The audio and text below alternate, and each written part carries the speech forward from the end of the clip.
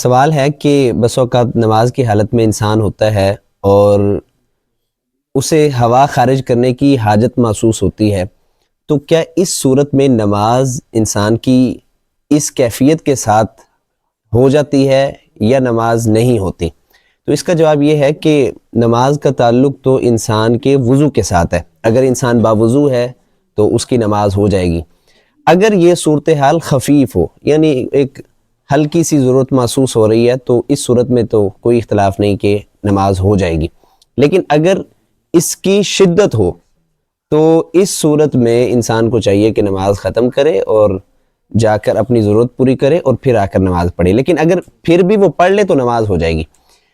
اللہ تعالیٰ یہ چاہتے ہیں کہ میرا بندہ بڑے اطمینان کے ساتھ میری عبادت کرے، اس لیے نبی کریم صلی اللہ علیہ وسلم نے ارشاد فرمایا کہ جب آپ نماز کے لیے آئیں تو علیکم بالسکینۃ والوقار، آپ بڑے سکینت کے ساتھ اور وقار کے ساتھ آئیں۔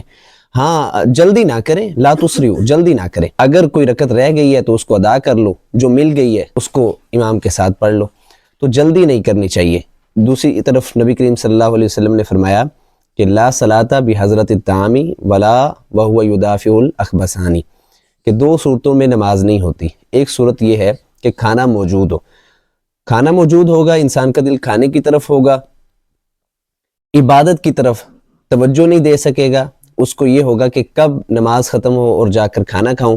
دوسری صورت کہ جب اس کو پیشاب آ رہا ہو، پیشاب کی شدت ہو، تو انسان کی زیادہ توجہ پیشاب کی طرف ہوگی، کم توجہ نماز کی طرف ہوگی۔ اس لیے فرمایا گیا کہ نماز میں آپ تاخیر کر دیں، پہلے کھانا کھا لیں، پہلے اپنی حاجت پوری کر لیں، قضاء حاجت کا عمل کر لیں، اور پھر اس کے بعد نماز۔ اس حدیث سے ہمیں معلوم ہوتا ہے کہ اگر پیشاب کی شدت ہو اور کھانے کی شدت ہو تو اس صورت میں ہم نماز کو مؤخر کریں گے اور ان کو مقدم کریں گے۔